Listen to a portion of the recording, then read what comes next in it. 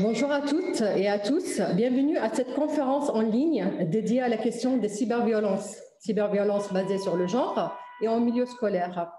J'ai le plaisir d'accueillir Ahlam Ghayaza, enseignante et journaliste RTCI, qui va modérer cette rencontre. J'ai le plaisir également d'accueillir Hela Waslati Gedana, qui est coordinatrice de programme au Fonds des Nations Unies pour la population. Également, nous avons le plaisir d'avoir Besma Tounsi Hmaidi, inspectrice au ministère de l'Éducation, accompagnée de Sihem Yazidi, enseignante à l'école Sadiki, et la jeune Safa Hanashi qui va nous parler de son projet, de son expérience. Peut-être rappeler deux dates importantes. Le 5 novembre, la journée internationale contre la violence et le harcèlement au milieu scolaire, y compris le cyberharcèlement.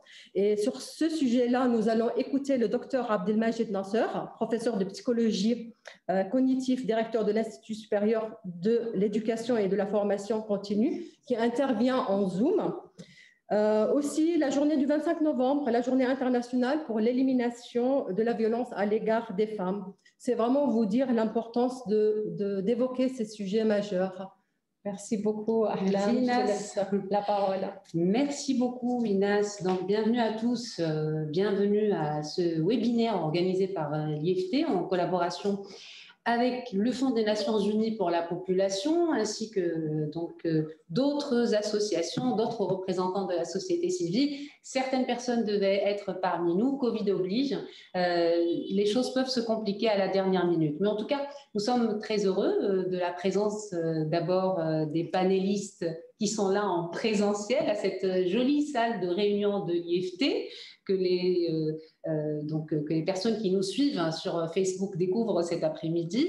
Donc, c'est un espace très convivial. Et puis, bienvenue également au professeur Abdelmajid Nasser qui nous suit en Zoom, qui est également présent avec nous, grâce évidemment aux moyens numériques. Alors, les cyberviolences, en ce lundi 30 novembre, c'est le sujet de ce webinaire. C'est ce dont nous allons parler. Je vais rappeler un peu le contexte général. Les cyberviolences fondées sur le genre, d'abord, sont l'une des violations des droits fondamentaux les plus fréquentes dans le monde. À l'échelle mondiale, quelques chiffres. On estime qu'une femme sur 3 sera victime de violences physiques ou sexuelles au cours de son existence. En Tunisie, une femme sur 2 déclare avoir subi au moins l'une des formes de violence durant sa vie. Alors, selon une enquête nationale sur la violence à l'égard des femmes en Tunisie, menée en 2011 par l'Office national de la famille et de la population et l'Agence espagnole pour la coopération internationale au développement, la violence dans le cadre familial représente 17,4%. Dans l'espace public, le taux s'élève à 7,3%, 3% dans le travail et environ 2% dans l'espace scolaire et universitaire. L'univers du numérique n'est pas épargné, bien au contraire. L'anonymat qu'offrent les réseaux sociaux encourage à la violence et les auteurs de cyberviolences fondées sur le genre trouvent réconfort, malheureusement, dans la notion d'impunité qui y est souvent associée. C'est vous dire si c'est un sujet qui nous intéresse au plus haut point. Évidemment, nous les femmes, mais également nous tous en tant qu'humains de façon générale. Donc, je vais d'abord donner la parole à notre première panéliste qui est présente avec nous, Madame Hela Waslati Gedana, qui est coordinatrice de programme Genre et droits reproductifs au sein du Fonds des Nations Unies pour la population. Bonsoir, merci beaucoup d'être des nôtres. Donc, j'explique en fait, évidemment, tout ceci se passe dans le respect des règles d'hygiène et de prévention Covid-19 et que si nous nous permettons, pour certains, de ne pas garder la bavette, c'est bien parce que nous respectons la distanciation sociale et les gestes barrières. À vous la parole, madame. Bonsoir à tous. Donc, merci de m'avoir accueilli à l'IFT pour cet événement. Ce que je vous propose, c'est qu'on reparcourt ensemble quelques notions reliées à la violence faite aux femmes et aux réalisations de l'UNFPA dans cet engagement. Et enfin, concernant des activités récentes des séjours d'activisme. Donc, je vais vous partager mon PowerPoint. Cliquez sur partager. Donc, nous allons passer en PowerPoint pour une présentation faite par Madame Oueslati Guedana. Donc, on va définir les concepts, le cadre général et on part sur un état des lieux.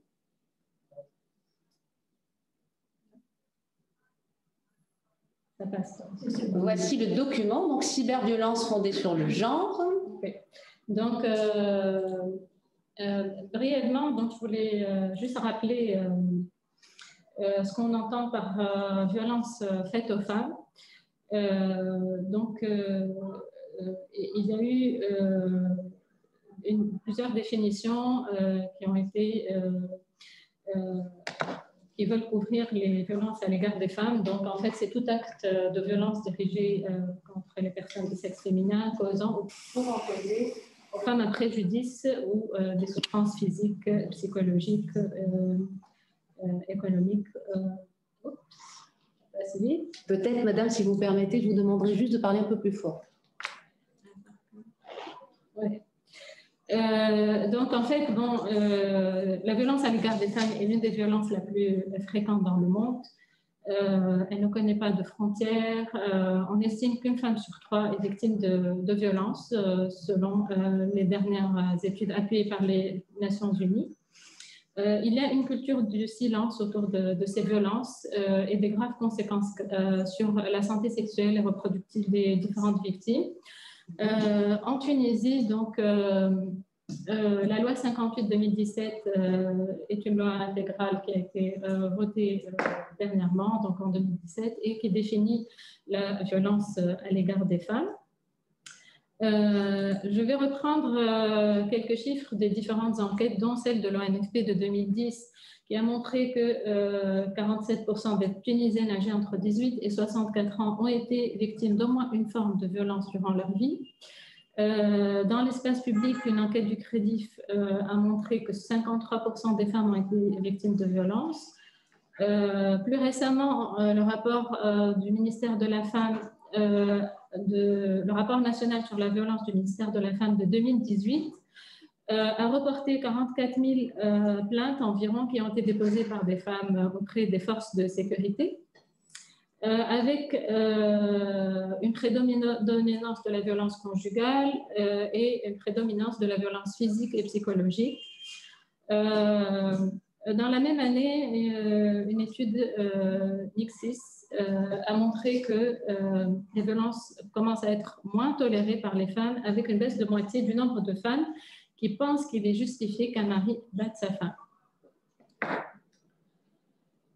L'UNFPA donc œuvre depuis plusieurs années dans la lutte contre les violences faites aux femmes à travers différents programmes. Le premier programme, c'est le programme conjoint d'amélioration de la prise en charge des femmes et filles victimes de violences sous l'égide de l'UNFPA. Et avec l'appui de l'Espagne et l'Australie, depuis 2017, ce programme a permis de faire un état des lieux, de voir où est-ce qu'on en est, quels services existent et quelle est la qualité de ces services de prise en charge. Plus récemment, une étude a été menée avec le Crédif sur les types et mécanismes des violences fondées sur le genre faites aux adolescentes et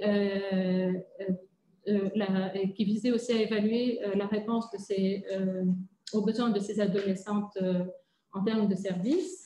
Une grande campagne de sensibilisation à l'adresse du grand public, de la campagne Easy, a été menée aussi dans le cadre de ce programme. Différents protocoles impliquant le secteur de l'intérieur, la justice, la santé, les affaires sociales et les affaires de la femme ont été développés et par la suite, des sessions de renforcement de capacité ont été déployées à l'échelle nationale et pour toucher et former plus de 4000 prestataires de services.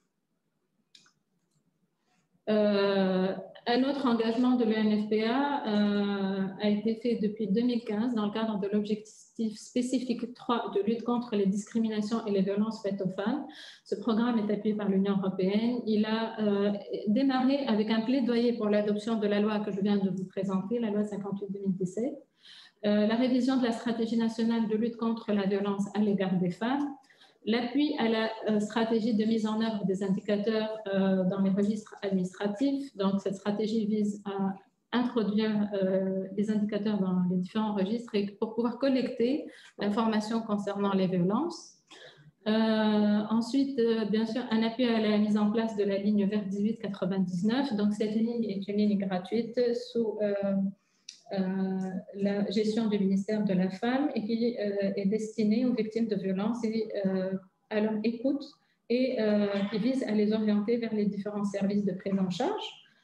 Ce programme a aussi appuyé le renforcement de capacité des prestataires de la ligne verte, les écoutantes du ministère et de la société civile pour prendre en charge et orienter les victimes de violences. Différentes campagnes de sensibilisation ont été aussi menées dans le cadre de ce programme. La première visait le harcèlement des femmes dans les transports en public avec le CREDIF. Une autre concernait la perception des violences faites aux femmes par les hommes, que ce soit les jeunes hommes ou les adultes. Cette campagne a découlé d'une étude sur la perception des hommes et des garçons des violences. Et enfin, un appui technique et financier a été développé dans le cadre de ce programme pour 6 centres d'écoute et de prise en charge des femmes victimes de violences à travers le pays. De façon plus récente et pour répondre au contexte du Covid, donc en fait, l'UNFPA a appuyé le ministère de la Femme pour la création d'un centre transitoire pour les femmes victimes de violences, étant donné que pendant le confinement, les femmes suspectes de porter le Covid ne pouvaient pas aller directement dans les centres de prise en charge. Donc, en 2 semaines, un centre transitoire a été créé. La distribution de matériel de prévention aux différents partenaires, aussi à travers un programme de réponse aux conséquences du Covid-19 pour les victimes de violences et les sans-abri. Des aides socio-économiques ont été déployées et aussi la réhabilitation d'un centre d'écoute et d'hébergement à Tunis. Bon, à plus long terme, en fait, la lutte contre les violences faites aux femmes va plutôt s'étendre aux personnes vulnérables comme les personnes âgées, les personnes porteuses de handicap et aussi les femmes migrantes, en vue d'atteindre en 2030 zéro violence fondée sur le genre. Donc, j'ai fait un petit tour de ce qui a été fait pour faire face à cette violence, mais de façon immédiate et pendant les 7 jours d'activisme. Donc, il y a le Hack for Her qui est en cours, qui est une initiative du ministère de la Femme avec l'appui de l'UNFPA, ONU Femmes, la Fondation FACE et l'Union européenne. Ce hackathon a été lancé dans le cadre des 7 jours d'activisme pour la lutte contre les violences faites aux femmes. Et il vise à développer, à encourager des jeunes innovants pour développer 3 solutions qui permettront de contribuer à lutter contre la violence faite aux femmes. Et par la suite, les 3 équipes gagnantes vont bénéficier d'un accompagnement entrepreneurial de 3 mois pour implanter leurs produits. Plusieurs produits ont été développés dans des hackathons antérieurs et dont l'application Ballar qui a été mise en œuvre par la suite par le CREDIF avec l'appui de l'UNFPA et l'Union européenne. Cette application, dans les années passées, en fait, avait été développée pour que les femmes qui sont victimes de violences dans les transports en commun puissent dénoncer leur harceleur en direct.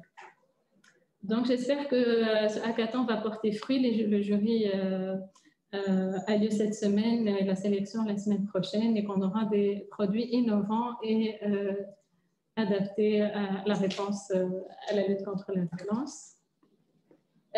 Pour passer et se rapprocher du sujet du jour, qui est la cyberviolence, je vais juste rappeler quelques chiffres. En fait, une étude a été menée par le CREDIF en 2019 sur la violence faite aux femmes dans l'espace numérique qui a montré que 4 femmes tunisiennes sur 5 sont violentées sur Facebook, principalement des violences verbales, mais aussi 24% subissent des violences sexuelles et 71% des agresseurs sont des hommes. Les cyberviolences, bon, selon cette étude, ont pris différentes formes. Par exemple, l'utilisation et la manipulation d'informations, de photos, de vidéos personnelles, ou alors des insultes que subissent les victimes à cause de leurs opinions personnelles ou leur appartenance politique. Et il y a bien sûr d'autres manifestations. On a pu recueillir quelques témoignages de victimes, de jeunes femmes, en fait, qui se sont fait voler leurs photos personnelles à partir de leur page personnelle Facebook, qui a été placée sur des sites pornographiques avec leur numéro de téléphone personnel et qui par la suite ont reçu des appels alors qu'elles n'étaient au courant de rien. Une autre victime a aussi dénoncé le harcèlement via Messenger où une personne n'arrêtait pas de la contacter même si elle refusait ses appels et qui finissait par lui envoyer des images à caractère sexuel. Ça, c'est parmi les témoignages qu'on a recueillis concernant la violence dans l'espace Facebook. Concernant les victimes, 56% des victimes, selon cette étude, ne font que supprimer l'agresseur de leur page. Et souvent, ce sont des agresseurs anonymes. Certaines tentent de répondre, mais malheureusement, seulement 5% ont recours à la justice. Donc, par rapport à cette réaction, il y a en fait une certaine perception que l'espace virtuel est en fait un espace d'impunité, que ce soit pour l'agresseur, mais aussi pour la victime qui se dit qu'elle ne peut rien faire. Il y a aussi un passage de la violence de l'espace virtuel vers l'espace réel, c'est-à-dire qu'il s'installe un système de chantage entre la victime et l'agresseur qui veut la pousser soit à lui verser des fonds ou par la suite à fournir des faveurs sexuelles sous peine d'exécuter les menaces que l'agresseur profère. Donc, malheureusement, 60% des victimes éprouvent un sentiment d'insécurité, peuvent passer à la dépression. Au niveau familial, 95% n'en parlent pas dans leur cercle familial ou finissent par avoir des problèmes de communication. Face à tous ces résultats, donc l'UNFPA a appuyé le crédit pour lancer une campagne dans le cadre de l'objectif spécifique 3 de lutte contre les violences qui est appuyé par l'Union européenne. Cette campagne donc visait premièrement à informer le public sur la cyberviolence faite aux femmes avec comme exemple l'espace Facebook, à sensibiliser à l'impact de la cyberviolence faite aux femmes et surtout à inciter les victimes à dénoncer et à porter plainte. Cette campagne donc s'est déroulée au mois d'octobre et les résultats ont été présentés durant les séjours d'activisme. On a remarqué que le groupe d'âge 18-34 ans a été le plus engagé dans cette campagne, qu'il y a eu environ 7700 interactions et on est content de ces résultats et on aimerait à long terme qu'il y ait un renforcement des mécanismes de prise en charge des victimes de violences cybernétiques, mais aussi un renforcement du cadre juridique qui encadre ces violences. Donc, comme on a vu, en fait, les cyberviolences touchent pas mal les jeunes.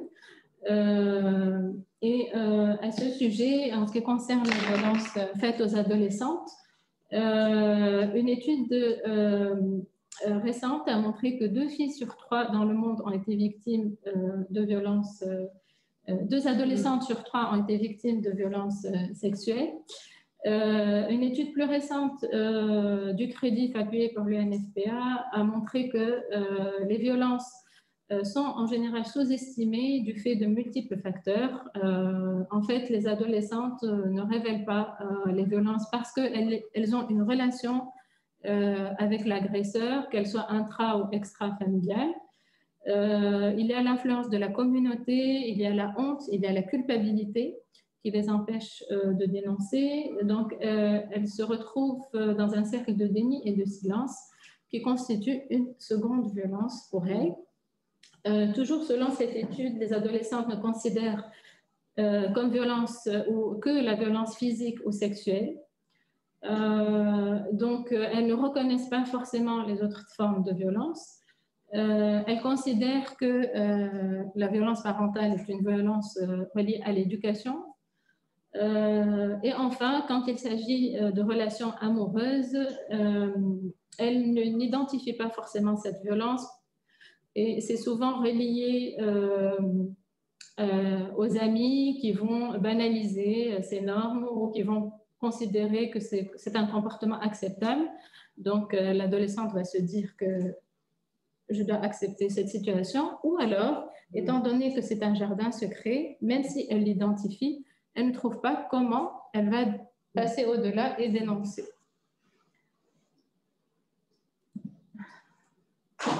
Plus spécifiquement, donc, dans le milieu scolaire, l'étude du Crédit a montré que le milieu scolaire, en fait, prédispose pour les adolescents et les adolescentes des relations sociales basées sur des rapports sociaux de sexe, où les garçons vont avoir une tendance à opter pour les violences physiques et les filles vont être plutôt victimes d'agressions de type indirect, notamment par le biais des espaces technologiques, donc des espaces virtuels.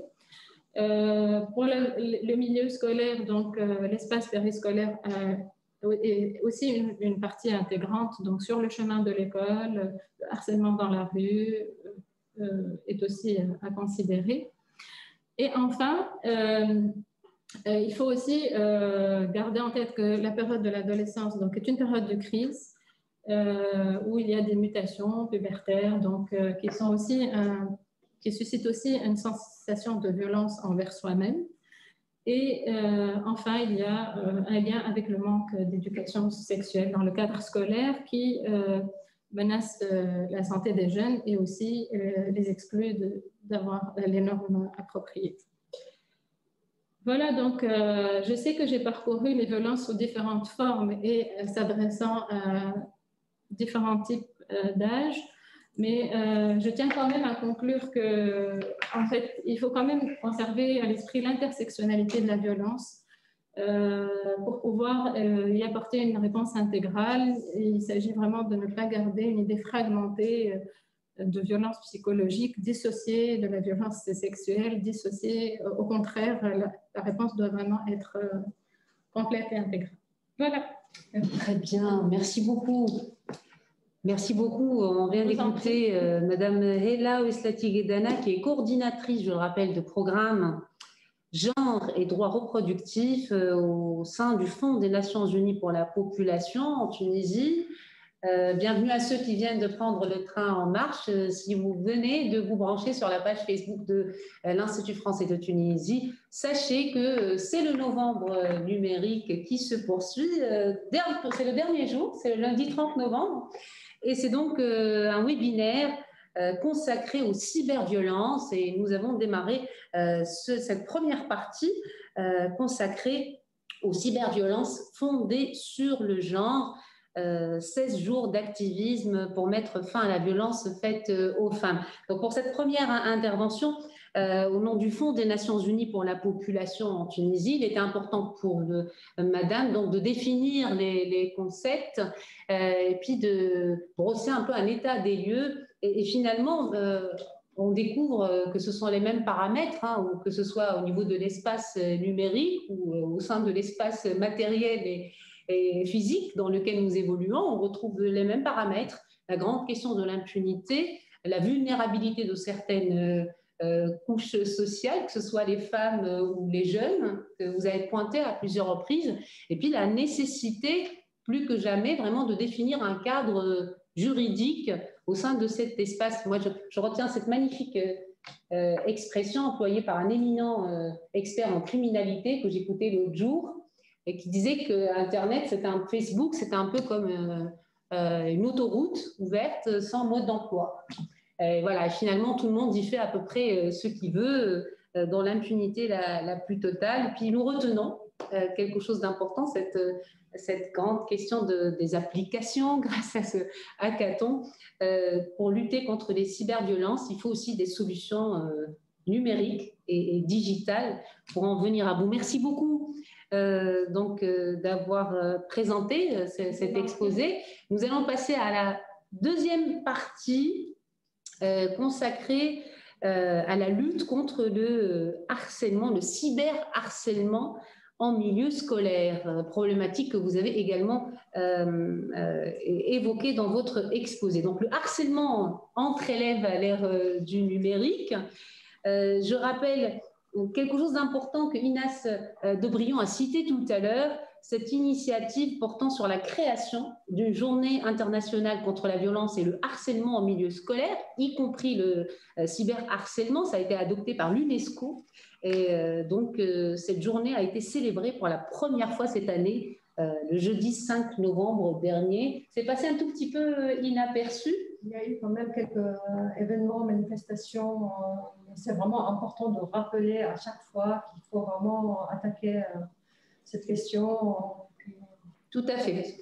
Voilà. Donc, nous allons écouter pour cette deuxième partie le professeur Abdelmajid Nasser qui est en direct avec nous via Zoom. Est-il là? Rebonsoir, professeur. Je sais qu'il est là, qui nous écoute. Rebonsoir, oui, je vous ai écouté et merci aussi pour Madame Gaden pour cet exposé très clair et précis. Donc, vous êtes professeur de psychologie cognitive, vous êtes directeur de l'Institut supérieur de l'éducation et de la formation continue et vous êtes également directeur de l'unité de recherche Ecotidi. Merci beaucoup d'être en direct avec nous via Zoom. On vous donne la parole tout de suite, mais je salue également les personnes qui sont parmi nous en présentiel et qui vont intervenir aussi dans le cadre de cette deuxième partie. Nous sommes très heureux de pouvoir présenter le cas d'une école qui a fait une très belle enquête sur le cyberharcèlement. C'est l'école Sadiki. Nous avons avec nous Madame l'inspectrice Basmatou Siahmedi. Merci pour votre présence. Une enseignante, Madame Siem Yazidi. Merci beaucoup, Madame, d'être parmi nous. Et puis moi, je suis très heureuse de pouvoir écouter tout à l'heure donc le jeune élève, Safé Hameshi, qui nous parlera de sa participation à ce projet et de son expérience. On vous écoute dans quelques instants, mais d'abord, vous, professeur, je vous en prie, à vous la parole, professeur Abdelmajid Nasser. Merci, Madame. Donc, content de cette rencontre. Cyber, malheureusement, j'étais obligé de ne pas être présent pour protéger aussi, vous protéger et protéger moi-même. Mais bon, c'est comme ça, dans cette situation sanitaire un peu instable. Donc, pardon, de vous interrompre, c'est juste qu'on ne vous voit pas sur l'écran. Oui, je sais. Pas de connexion suffisante, peut-être que dans quelques instants, on pourrait vous avoir, parce qu'on aimerait aussi beaucoup. Parce que la connexion est parfois... elle n'est pas toujours... oui. Donc là c'est bien. Vous pourriez couper la caméra, effectivement, mais là, c'est très bien. Oui, oui, donc en fait, je suis très content d'être parmi vous et je ne vais pas être très lent. Alors, le novembre numérique, c'est important. C'est la deuxième fois que je participe à ce mois de novembre. La première fois, c'était une conférence avec mon collègue français en Poitiers, je crois. Nous avons donné 2 conférences, lui à distance, en ligne, et moi en présence, et c'était sur le numérique et un peu le processus d'apprentissage, en fait, comment les gens apprennent, étudiants ou élèves, et quelles sont disons, les motivations et tout ce qui est émotionnel, en fait, avec le numérique. Et je pense qu'il y a certainement... vous m'écoutez, hein? Parfaitement, vous reçoit 5 sur 5. Donc, et je pense qu'il y ait en fait un lien avec ce sujet, le harcèlement en général, l'harcèlement scolaire et peut-être aussi cyberharcèlement. Hein. C'est un phénomène qui monte en puissance, cyberharcèlement, puisqu'on est dans puisque la nouvelle technologie, sans la diaboliser, en fait, elle a aussi un impact parfois néfaste. pas simplement sur les apprentissages, mais aussi sur la personnalité. Donc, il y a une certaine fragilité qui est due parfois au numérique. Et moi, je dirais le numérique, vous disiez tout à l'heure, numérique autoroute, c'est ça? Oui, un peu comme oui. Peut-être le numérique, c'est comme expliquer une baguette magique pour les jeunes. C'est comme un marabout, en fait. Là, on peut expliquer tout. Donc, vous cliquez et vous avez tout. C'est très facile, c'est très pulsionnel. C'est la pulsion, en fait. Et la pulsion, dès qu'elle est assouvie, elle s'oublie, en fait. Donc, c'est un peu, il y a beaucoup de pulsionnel et c'est pour cela que cyberharcèlement, quand même, c'est un phénomène un peu nouveau en Tunisie. Et on n'en parle pas beaucoup.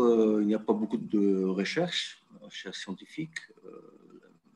Nous, on s'intéresse dans notre unité de recherche ECOTIDI, c'est éducation, cognition, et TIS, donc les TIS et didactique. Donc, on n'en parle pas beaucoup, mais il y a des cas, en fait, les enfants, les adolescents qui viennent se plaindre, en fait, ou chercher des personnes à leur écoute. Donc, généralement, ils ne sont pas très libérés. Leur parole n'est pas très libérée, en fait. Un enfant qui est harcelé scolairement, c'est très difficile qu'il se manifeste et très difficile qu'il dénonce ça, comme a été dit. Surtout dans une société, en fait, très, je dirais, un peu masculine aussi. Et là, joli, donc le garçon ne dénonce pas cet harcèlement et ça peut conduire à des catastrophes, même des problèmes post-traumatiques après. Donc, je reviens au harcèlement scolaire. En fait, l'harcèlement, c'est un acte qui est intentionnel. Ça, intentionnel et généralement, il est répété. Il est répété, il est régulier aussi. Et l'intention de l'harcèlement au milieu scolaire, c'est un peu nier, en fait. Je pense nier l'autre, nier la différence de l'autre, l'altérité de l'autre. Donc, nier l'altérité, la différence. Et ça, c'est très grave parce que ça touche directement la personne et la personne devient, bien sûr, parfois, comme ça a été dit, il y aura un sentiment de culpabilité hein, et parfois un sentiment d'incapacité, en fait. Il ne peut rien faire. Et ça devient petit à petit une résignation. Et c'est ça le problème. Généralement, si on ne parle pas, c'est la résignation. Et la résignation, le plus grave dans la résignation, c'est que l'individu victime de harcèlement, il va essayer parfois avec des stratégies de cacher ça. Donc, il utilise toute son intelligence à cacher ce malaise et bien sûr, avec le temps, ça devient très problématique et ça peut créer des troubles, sommeil ou autres. Donc, des cauchemars, troubles de sommeil, cauchemars, mais aussi des troubles de stress qu'on appelle troubles de stress post-traumatique. Donc, TSPT. Donc, c'est un trouble très dangereux, trouble de stress post-traumatique. Quand est-ce que ça arrive? Lorsque l'enfant ne parle pas. Et généralement, il ne parle pas. Donc, le phénomène de cet harcèlement-là, il est différent, hein, l'harcèlement scolaire de l'harcèlement professionnel, par exemple, ou familial.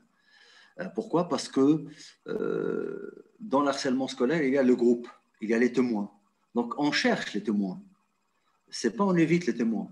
Professionnel, peut-être, on évite pour ne pas avoir des problèmes. Mais dans le scolaire, on veut chercher des témoins, faire rire les autres, en fait, le groupe, adolescents ou enfants, hein, des rieurs. On a besoin des rieurs. Hein. Sinon, ça ne marche pas. Et d'ailleurs, s'il n'y a pas de groupe, le niveau d'harcèlement, il s'efface en fait, ou ça diminue en fait. Donc, l'harcèlement scolaire, ce n'est pas professionnel, ce n'est pas familial, parce qu'il est dans le groupe. Et encore plus dans le cyberharcèlement, le plus grave, la problématique, c'est que la victime, elle peut ne pas avoir une idée sur le harceleur. C'est en ligne, on ne sait pas qui. On peut dire des choses. Donc, ce n'est pas le face-à-face. Donc, la frustration, elle est plus grande, en fait, parce qu'on est incapable d'agir, en fait, directement. Donc, dans le cyberharcèlement, on est plus fragilisé que dans la réalité, en fait. Et je pense que donc, cet acte qui est intentionné, hein, donc c'est intentionné et qui est répété, ça peut être bien sûr comme toutes les violences, parce que ça fait partie de la violence. Hein. D'ailleurs, les recherches en Tunisie qui ont touché le harcèlement, c'était sous le couvert de la thématique de la violence scolaire à l'école. Donc, il y a le verbal, bien sûr, les insultes, ainsi de suite, mais il y a le non-verbal, les grimaces hein, et autres. Peut-être dans le non-verbal, cyber, c'est moins, parce que l'harceleur ne montre pas son visage, généralement. Donc, le non-verbal, c'est la grimace, hein, c'est les gestes obscènes, parfois, à l'école et ainsi de suite. Et psychologique, donc psychologique, la propagande, dire des choses sur les gens et tout. Donc c'est très lourd le harcèlement avec ces formes. Donc caractéristique, vraiment, c'est le caractère répété, la répétition. Deuxièmement, c'est la dominance, hein, surtout, c'est-à-dire que l'harceleur cherche à dominer la victime. Et je pense à certains moments, la victime, si on ne libère pas ses paroles, elle va vraiment accepter, en fin de compte. Et il y a des histoires. Dernièrement, j'ai lu un article sur un enfant français dans un lycée en France. Donc, il a maintenant l'âge de 30 ans. Et il s'est mis à chanter, à écrire des poèmes sur cette expérience malheureuse pendant l'école, pendant des années en fait. Et ni les parents, même sa mère, son père, ils n'ont pas pu l'écouter parce qu'ils disent, bon, parfois c'est ta faute, hein. Donc il faut faire ceci et cela. Donc les parents doivent aussi écouter et libérer la parole et ne pas culpabiliser l'enfant directement. Voilà, donc le caractère dangereux, c'est nuire à la personnalité quand même de l'enfant ou de l'adolescent, l'harcèlement. Ce n'est pas un fait de rire ou faire autre chose, mais c'est vraiment... Alors, si on tombe avec un enfant qui est déjà fragile, bon, ça peut mener au suicide. Il y a des cas de suicide à l'école qui ont été... disons... Vous m'écoutez? Est-ce que vous m'écoutez? Ah, d'accord. Donc, nuire psychologiquement, et je pense qu'on le voit dans les familles, il y a des conséquences qui sont immédiates avec les instituteurs, institutrices à l'école, dans la famille. Mais comme je viens de dire, ça peut être aussi latent, ça se cache petit à petit et ça se manifeste après un moment par des stress, Donc je pense qu'il faut un point pour finir. Il est important en fait de libérer la parole surtout pour les enfants. C'est très important. Et une autre chose, c'est qu'il faut vraiment alerter l'école. Il faut pas... Les parents, ils doivent alerter l'école. Donc, c'est un sujet comme autre, parce que j'ai l'impression que c'est un peu à l'école, on ne donne pas beaucoup d'importance à ce phénomène-là. On donne beaucoup plus d'importance à quelqu'un qui bouscule ou qui ou qui passe par une violence physique que par ce harcèlement qui est un peu implicite. Implicite et on n'a pas des preuves et l'enfant, il est livré à lui seul, à lui-même et parfois il est dans un cercle vicieux, tension, nervosité, et ainsi de suite. Donc, à la fin, isolement parfois. Donc, je pense qu'il faut libérer la parole, il faut alerter l'école, il faut… voilà, c'est ça. Très bien. Très bien, merci beaucoup. Merci. Je vous en prie.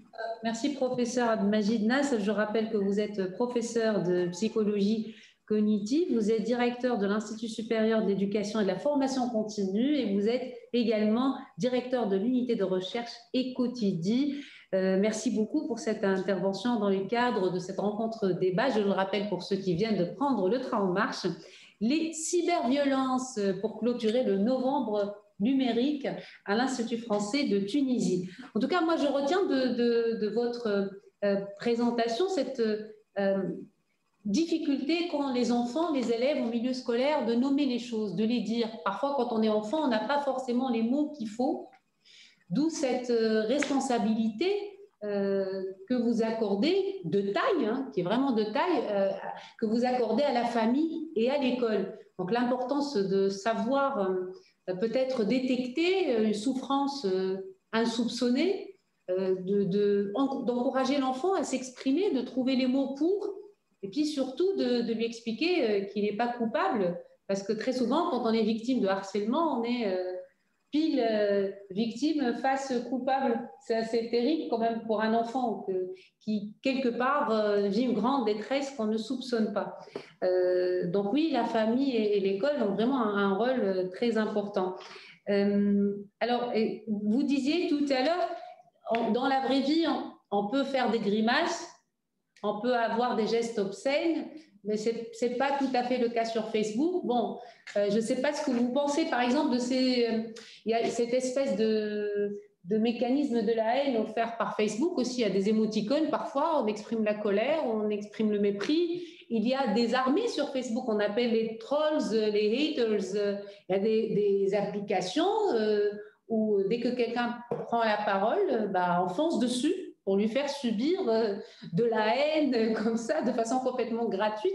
Donc en fait, il y a quelque chose aussi d'inhérent au fonctionnement du monde numérique et digital qui est propice à une violence et au harcèlement de façon générale. Qu'est-ce que vous en pensez? Oui, vous avez tout à fait raison, oui, avec les smileys, donc les anticoms. C'est vrai, si ça devient peut-être un stimulus qui, petit à petit, avec un conditionnement menaçant, en fait, dès que je vois ceci, c'est-à-dire que ça vise moi, ça me vise. C'est vrai, peut-être oui, et ça se passe automatiquement, automatiquement, et peut-être la frustration, elle est plus grande, en fait. C'est-à-dire qu'elle est devant moi, je ne peux rien faire, en fait. C'est vrai, mais je pense que les gens qui utilisent généralement, on parle de cyberharcèlement, le numérique, donc ils se cachent aussi derrière l'anonymat, en fait. Pourquoi ils utilisent ça? Sinon, ils vont le faire dans la réalité. Donc, c'est un peu l'anonymat et c'est plus frustrant, oui, c'est vrai. Donc, cyberharcèlement, comme je viens de le dire, c'est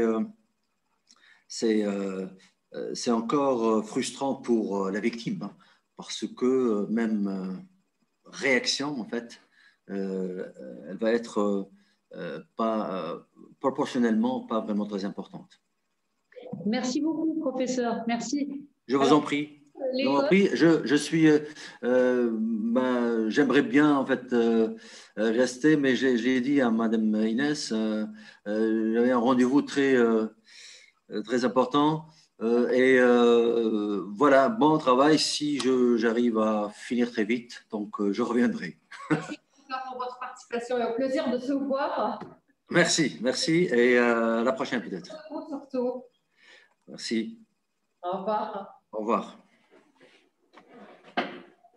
Donc, merci au professeur Abdelmajid Nasser d'avoir été avec nous via Zoom. L'école est vraiment au centre de cette réflexion. Cyberharcèlement en milieu scolaire. Et nous sommes très heureux cet après-midi de recevoir des membres de l'école Sadiki. Merci beaucoup d'être des nôtres en présentiel. Donc, Madame l'inspectrice, d'abord, Basmatou Sermedi, bonsoir. Madame l'enseignante, Sihem Yazidi, bonsoir. Et puis, comme on l'a dit tout à l'heure, nous sommes très contents d'avoir une élève, Safé Haneshi, qui prendra également la parole au sein de cette rencontre. Donc, on vous écoutera d'abord, Madame l'inspectrice, donc nous parler de cette expérience au sein de l'école Sadiki. Avant tout, on vous remercie de nous avoir accueillis à l'IFT pour représenter le ministère de l'Éducation à propos du sujet de cyberviolence. Bon, donc, je représente la discipline informatique, donc je vais parler réellement de ma discipline. Nous avons entamé depuis 2 ans un changement radical sur les contenus à enseigner pour la discipline informatique. Vu l'importance du changement, vu l'importance que le numérique a dans notre société et l'impact sur le quotidien des Tunisiens. Donc, c'était très important d'attaquer tout ce qui concerne Internet avec en attaquant avec des compétences du XXe siècle. Ça signifie on les a appelées d'ailleurs des compétences de vie pour que l'élève puisse réagir correctement avec ses partenaires, en collaborant, en pensant ensemble, en critiquant les pensées des autres, en critiquant en bon sens. Et tout ça en utilisant l'espace numérique en classe. D'ailleurs, on a incité les enseignants de participer à à tout ce propos et en attaquant des projets parlant des bonnes conduites sur Internet. Donc, l'enseignant, il est censé faire des projets avec les élèves en leur montrant avec une progression de ce qu'il faudrait faire et de ce qu'il ne faudrait pas faire. En attaquant l'irréputation dans le bon sens et dans le mauvais sens. Qu'est-ce que ça va avoir un effet sur la personne, même quand il sort de l'école? Parce que l'impact, il reste toute la vie. On ne peut pas effacer quelque chose qui est sur Internet. Donc, en attaquant tout ce que j'ai dit tout à l'heure, des compétences de vie, de bonnes conduites, des mauvaises conduites qu'il ne faudrait pas faire. Oui. Donc d'ailleurs, Madame Sihem, que je félicite moi-même, elle a travaillé sur le sujet, dans un projet qui parle de ça, avec ses élèves, en classe et en classe, parce qu'elle a fait avec d'autres enseignants, je suppose, le même sujet. Et elle a préparé d'ailleurs une présentation sur le projet pour nous indiquer qu'est-ce qu'elle a fait en classe, parce que la classe, réellement, c'est ça le plus important. Bien sûr. On met des théories, et le cadre théorique, on le met sur papier, mais l'application en classe, c'est le plus important. D'accord, on va lui donner la parole tout de suite, Madame Sihem Yazidi. Simplement, Madame l'inspectrice, par rapport à ce que vous disiez, c'est très important, cette question de la e-réputation, que vous avez créé des cours, c'est un contenu supplémentaire, qu'est-ce que c'est? C'est un contenu intégré au cours? On ne parle plus de cours d'ailleurs. Le civisme sur Internet. On a déjà créé des curricula. Et quand on parle de curriculum, on ne parle plus de cours, on parle d'apprentissage. Excellent. Ouais. Donc, les contenus scientifiques à faire apprendre aux élèves se font dans le cadre d'un projet contextualisé. Il n'y a plus de premièrement définition, deuxièmement petit a. C'est appliqué. C'est appliqué dans l'apprentissage à travers un projet qui est du vécu de l'élève, donc qui va voir au fur et à mesure un contenu scientifique, un savoir, intégré dans les compétences tranche de vie qu'il va avoir. Très bien. Donc, c'est une approche immanente et intégrée. Donc, l'école Sadiki est une expérience pilote ou... c'est un projet national? Au départ, c'était une expérience, parce que quand on a commencé les changements, on a fait des expériences, des premières expériences à évaluer. Donc, l'expérience a été réalisée d'autres manières, avec d'autres établissements, dont 58 établissements, dont la Tunisie, y compris l'école Sadiki. Voilà, l'école de Sadiki, qui est un peu une école pionnière. Donc, on va écouter Madame l'enseignante, Siam Yazidi, nous parler de son expérience. On va partager l'écran. Est-ce que je peux... Oui, on va regarder une présentation, oui. Le clavier et le souris. Techniquement, où sommes-nous? Voilà, on va échanger. Voilà. Merci à Vincent, qui est des nôtres, et qui va tout mettre en place. C'est où l'école Sadiki? C'est du ministère de l'Éducation. Moi, j'en profite pour rendre hommage à cette très belle institution, parce que je sais qu'on y fait des choses magnifiques et on y met de très belles expériences, notamment par rapport à tout ce qui est de l'ordre des activités parascolaires. Je sais qu'on fait des choses magnifiques, qu'il y a des ateliers de théâtre, qu'il y a des ateliers de chant, et qu'il y a toujours eu au sein de cette institution vraiment un corps enseignant qui est dédié aux élèves. Très belle institution, qui est une fierté pour l'éducation nationale. En tout cas, nous, on est ravis vraiment d'écouter et d'avoir le ministère à nos côtés, d'avoir aussi les élèves. C'est vraiment important, effectivement, d'entendre ce qu'ils ont à dire. C'est vraiment le moment. Alors, nous allons préparer le diaporama. Oui, Madame l'inspectrice. Pendant la présentation. D'ailleurs, le changement qu'on applique entre disciplines, c'est de la 7e année de base jusqu'au bac. Donc, on est déjà en finition. On pourrait faire maintenant les curricula des différentes disciplines au niveau 4e année. Donc, un code de la route que vous leur... Il y a en finition. Voilà. Très bien. Je pense que techniquement, nous sommes prêts. On est prêts. Madame Siam Yazidi. Bonsoir à tous. Ravie d'être parmi vous pour discuter d'un sujet aussi important. Aujourd'hui, le cyberharcèlement, c'est un sujet d'actualité où c'est accentué avec l'utilisation permanente des nouvelles technologies. Alors, comme on vient de le dire, je représente le collège Sadiki. Notre devise dans ce projet, c'est 3 axes: la prévention, la sensibilisation et la formation. Donc, avec l'utilisation permanente de nouvelles technologies de communication, le harcèlement entre élèves se poursuit en dehors de l'enceinte d'établissements scolaires.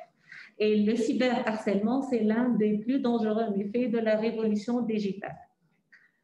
En fait, en tant que cadre éducatif et précisément enseignant d'informatique, on a adopté une stratégie visant à prévenir et lutter contre ce phénomène en adoptant différentes activités d'apprentissage se basant sur différents projets.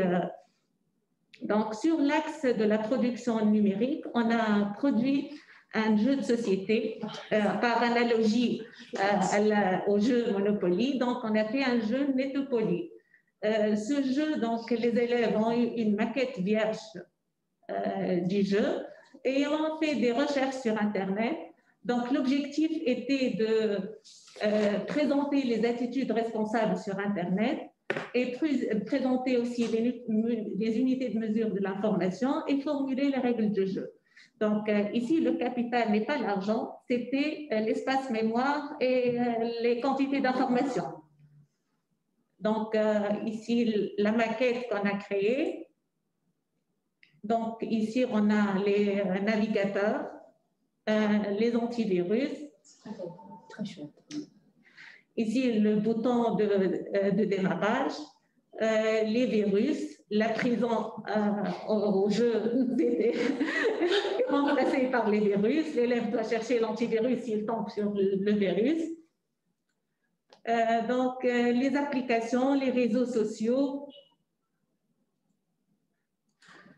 Et ici, les recherches, c'était sur les bonnes attitudes, l'âge minimal pour avoir un compte Facebook, les attitudes si tu as un mail suspect. Donc, avec le traitement d'image et le traitement de texte, les élèves ont créé ces cartes avec la maquette vierge du jeu. Donc, ici aussi, ils ont défini les navigateurs, les sites web, donc les applications, les jeux en ligne. Donc, c'était un projet par groupe pour favoriser le travail en groupe, la discussion, le partage. Et c'était donc pour aussi présenter les attitudes responsables et formuler les règles de jeu pour avoir la démarche algorithmique, le début, la fin, les étapes bien précises. Donc, c'est un premier projet dans le thème de la production numérique. Aussi, on a créé des bandes dessinées pour instaurer les bonnes pratiques de l'irréputation et l'identité numérique à travers des situations d'apprentissage. Par exemple, un élève qui a modifié une image qui n'était pas la réalité. Donc, ici des questions. Est-ce qu'il a le droit de modifier l'image afin de détourner son contexte? Est-ce qu'il a le droit de partager l'image sans demander sa permission? Sa publication et son influence sur le jugement sur sa personnalité. Donc, aussi, c'est une production des élèves où on a utilisé le traitement de texte et le traitement d'image pour avoir un produit. Aussi, on a formulé un sondage. Donc, ce sondage, on a utilisé, les élèves aussi ont fait les questions. Donc, on peut voir un formulaire. Donc, ici, pour évaluer l'ampleur du phénomène dans le collège. Donc, le niveau, combien d'heures tu passes sur Internet, l'emplacement préféré de l'ordinateur, pour quelles raisons utilise l'Internet, différentes questions qui ont, à travers une recherche par groupe pour avoir formulé ces questions et donc faire ce sondage. Donc, aussi les résultats du sondage, on a utilisé pour voir les différentes questions du sondage. Un autre aspect, donc on a utilisé la réalité augmentée pour prévenir et sensibiliser. On a utilisé la plateforme CoSpaces Edu. C'est une plateforme qui permet de donc partager une expérience interactive en 3D permettant d'évoluer dans un environnement virtuel. Donc, les élèves, à travers le codage, créent des capsules de sensibilisation donc, pour les bonnes pratiques sur Internet. Après, ils vont visualiser la capsule que l'on a créée en utilisant ce cube et une application mobile. Donc, ici, ils sont de créer le code. C'est sur la plateforme CoSpaces Edu. Aussi, on a créé une campagne de sensibilisation sous le hashtag Think Before You Post. Avant de publier une information, il faut être sûr.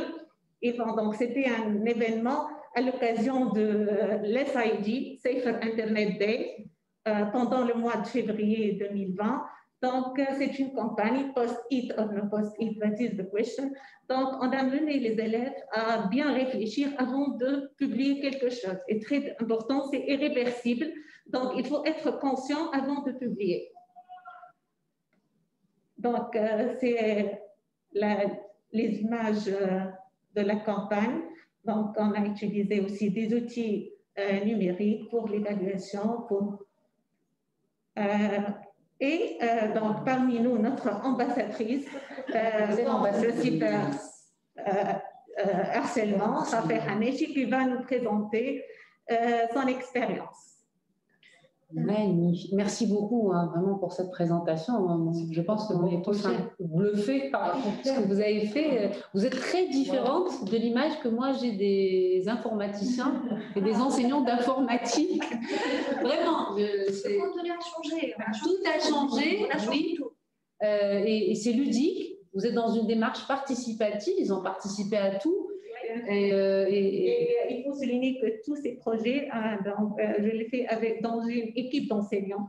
Parce que la collaboration, mes élèves doivent me voir collaborer, ils prennent la collaboration. Donc, nous travaillons en équipe. J'ai des collègues qui travaillent avec moi. Donc, je cite une collègue, Enissa Ben Amara, qui est au collège Louis Braille, et Manel Ben Zaid Chedi au collège La Haririya.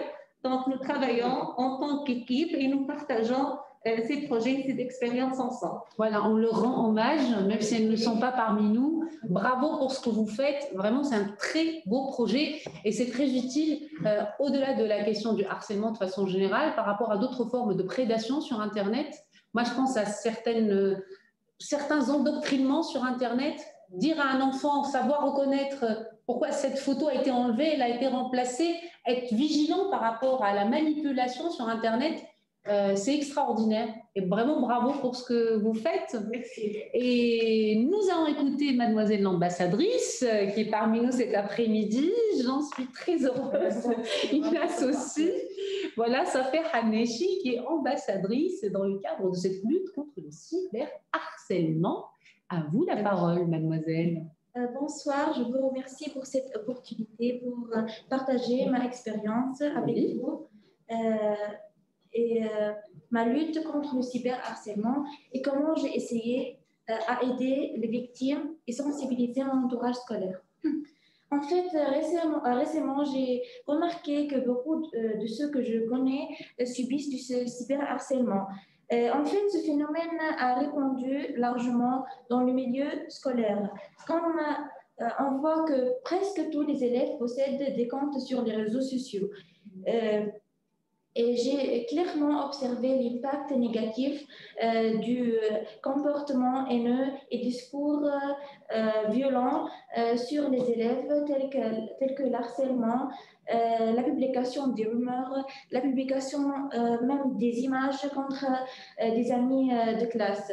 J'ai constaté que sur les réseaux sociaux, il y a énormément de haine. Il m'arrivait parfois de voir des commentaires très inappropriés. J'ai remarqué aussi que beaucoup de mes amis sont devenus très isolés. Leurs résultats ont chuté d'une façon catastrophique et la plupart des professeurs ont remarqué qu'ils n'étaient pas concentrés en classe. Je ne pouvais pas rester immobile en voyant mes camarades enfoncés dans l'isolement. Et il y en avait beaucoup d'autres sûrement. J'ai fini par me réveiller. Alors, j'ai commencé à réfléchir à des méthodes et des moyens pour sensibiliser ma communauté.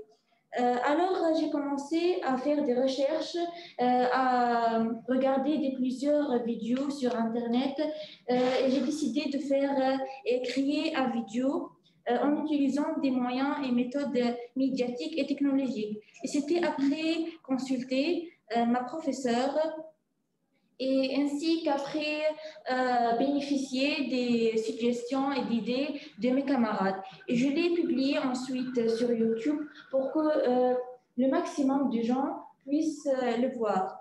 Et heureusement, j'ai remarqué l'impact profond sur beaucoup et cela m'a motivé à poursuivre et à travailler à la recherche des nouvelles idées et des idées innovantes pour sensibiliser mon entourage scolaire. J'ai créé une affiche comportant des conseils à suivre pour sensibiliser les élèves en milieu scolaire. Et c'est là l'affiche. J'ai aussi suggéré la présentation des clips de théâtre après consulter un professeur de théâtre, car l'art, pour moi, est l'un des meilleurs moyens pour transmettre des messages d'une grande importance. Et heureusement, j'ai clairement remarqué que la propagation du cyberharcèlement dans mon milieu scolaire a diminué et j'ai bien apprécié l'interaction positive entre les élèves, que ce soit dans la réalité ou dans le monde virtuel. Je pense que le cyberharcèlement est très dangereux et ses conséquences peuvent être très graves. Par conséquent, il faut agir pour y faire face et c'est quelque chose que chacun devrait faire de son propre position. D'accord, merci, parfait. Merci beaucoup, mademoiselle l'ambassadrice. On a beaucoup appris grâce à vous. Je pense que vous êtes une enseignante heureuse, hein. En tout cas, vous êtes comblée là. En tout cas, nous, on est comblés. Une très belle expérience que vous partagez avec nous. Merci d'être voilà, si responsable à votre âge. Mais vous avez quel âge, ça fait 15 ans. 15 ans. Et vous êtes en quelle année? La première année. Première année, très bien. Et au collège, quand on vous voit, on vous connaît, on vous dit c'est vous l'ambassadrice, tout le monde sait ce que vous faites ou non autour de vous? Les camarades de classe. Vos camarades de classe, très bien. Très bien. Et très bien. En tout cas, c'est une très belle expérience et vous avez conçu une belle affiche qu'on a découverte il y a quelques secondes. Concernant la question des cyberviolences. Merci à l'école Sadiki d'avoir été des nôtres cet après-midi. Merci à madame l'inspectrice, à tous les enseignants qui se mobilisent pour ce beau projet qu'on a envie de voir partout sur le territoire. Dans les régions aussi. Dans les régions, oui. C'est un plan national, c'est une stratégie nationale qui est vraiment très importante aujourd'hui dans ce monde digitalisé, numérique. Oui, qui nous échappe un peu parce que c'est une génération autre, hein, complètement différente. Quand on est papa, quand on est enseignant, on essaie de suivre un tout petit peu. On n'a pas tous les paramètres. Ils parlent une langue complètement différente. Donc, on essaie de suivre. On n'y arrive pas toujours, forcément. Donc, oui, le rôle de l'école est vraiment très important. Et les enseignants sont sur la première ligne dans cette lutte contre la cyberviolence. Merci beaucoup, encore une fois. Merci à tous les panélistes qui étaient là en présentiel ou via Zoom. Encore une fois, merci à Madame Hela Ousletigedana, coordinatrice de programme Genre et droits reproductifs au sein du Fonds des Nations Unies pour la population Tunisie. Merci beaucoup pour votre présence cet après-midi. Et puis, on remercie le professeur Abdelmajid Nasser qui était avec nous via Zoom tout à l'heure. Merci à Inès de Brion, à l'IFT qui nous a accueillis. Je vous laisse le mot de la fin. Oui, en fait, je voulais juste aussi saluer deux personnes qui n'ont pas pu être avec nous. Maître Hayat Jazal, qui est membre de la commission de lutte contre les violences de l'Association tunisienne des femmes démocrates. Ils font un travail remarquable dans ce domaine-là et on les salue. Je pense à Madame Hayat Jazal qui n'a pas pu se joindre à nous. J'espère que tout ira pour le mieux pour elle. Et surtout, notre intervenant de la France, M. Samuel Complaise, qui est le directeur des opérations de l'Association française, en France, qui vise à protéger les mineurs sur Internet. Il n'a pas pu non plus se joindre à nous. Mais voilà, le travail continue. C'était dans le cadre de Novembre numérique. On vous donne rendez-vous une autre fois sur une autre thématique. Et je vous remercie vraiment à toutes et à tous pour votre participation. Merci. Et bonsoir. Merci d'avoir été des nôtres. À très bientôt. Merci. Au revoir. Chouette.